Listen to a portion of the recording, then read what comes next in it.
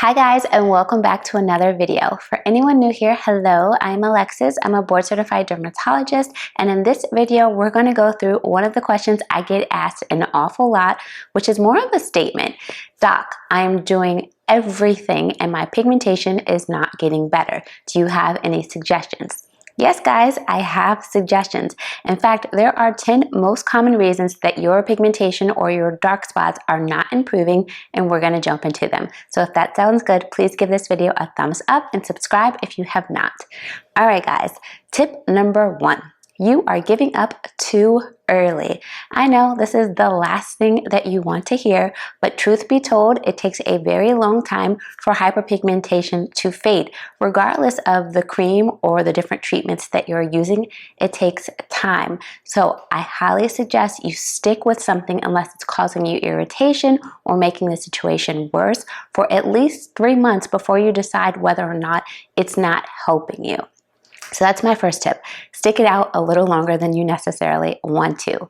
Tip number 2, you are overdoing it, my friend. Sometimes you're using way too many products or way too many actives, and they either don't play well together, which cause more irritation and lead to more hyperpigmentation, or they cancel each other out. So make sure that you check the ingredients that you're using and make sure that they play well together. If you do not know, I have a whole video on ingredients to mix and which ingredients work better together. Tip number 3, you are over exfoliating or using the wrong type of exfoliator. So exfoliation is super important when you are treating hyperpigmentation because we need those cells to turn over rapidly. However, if you're too aggressive with your exfoliation, again, more irritation can lead to more pigmentation. This can be different forms. If you're doing it too often, so you're using your exfoliator more than 2 times a week, I would say you're exfoliating too much.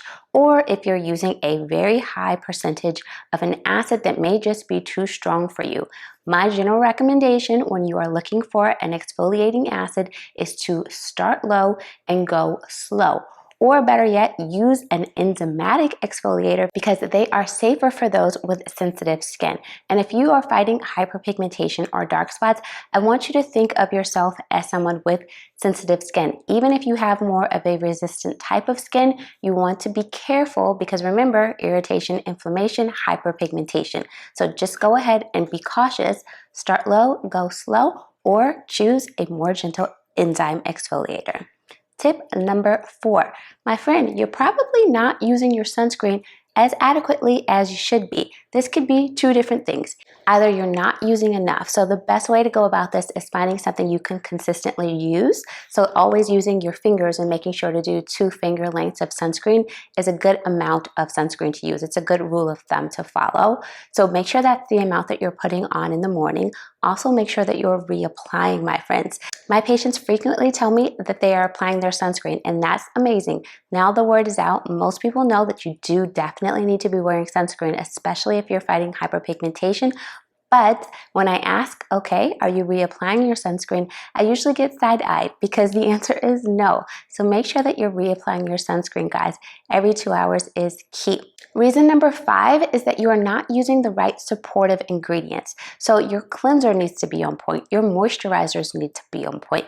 Make sure that you're using the right cleanser for your skin. So if you are very dry, but you use a cleanser that further dries you out, you're already starting with an impaired skin membrane barrier. And so the ingredients are not going to work as well as they should. Or if you're using the wrong moisturizer for your skin, again, you're not going to be sealing in the ingredients that you just put on, the actives to fight your hyperpigmentation in the appropriate way.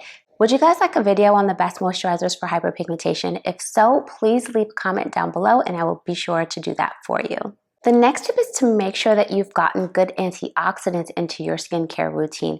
Super important that you not only focus on treating the pigmentation, but you also focus on protecting and preventing further hyperpigmentation.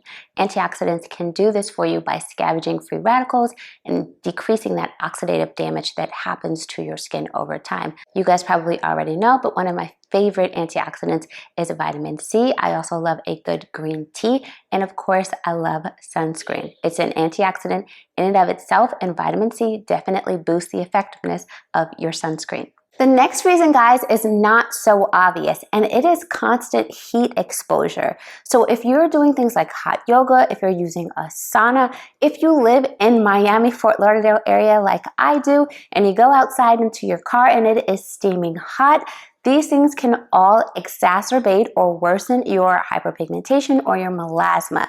So you want to do your best to try and avoid as much direct heat exposure as you can. Of course, you guys still need to live your life, so I'm not telling you to avoid everything that has to do with heat. You've got to cook, but you don't necessarily need to have your face right over the steam. You need to open up the oven, but try your best to not be in the direct line of fire. So if you live in a hot place and you got to get into your car, use a quick start. If you love yoga, try doing a non-heated version of yoga. There's lots of different options, but heat is one of those things that you don't really suspect that can definitely worsen hyperpigmentation. A super preventable one is not picking. So I know you guys hear this a lot, but picking at your skin undoubtedly can worsen your hyperpigmentation. You're creating more injury, more scars, and more irritation. So stop picking, guys. Please, I beg you. And definitely you don't want to do any of the DIYs with the lemons, guys. Lemons can cause phytophotodermatitis, or if you're lucky, just irritation that can lead to hyperpigmentation. Both of these things are definitely not something you want on your skin, not worth the risk. Stop with the DIY lemon recipes that you see here on YouTube. It's not good for your skin, guys. And my final tip, guys, is to know when to seek help.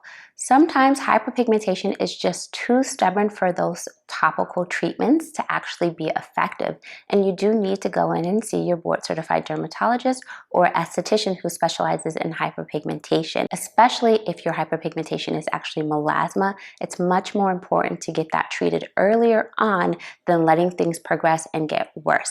I hope that this video was helpful for you guys. If so, please give it a thumbs up and subscribe to the channel. Until next time, guys, be well.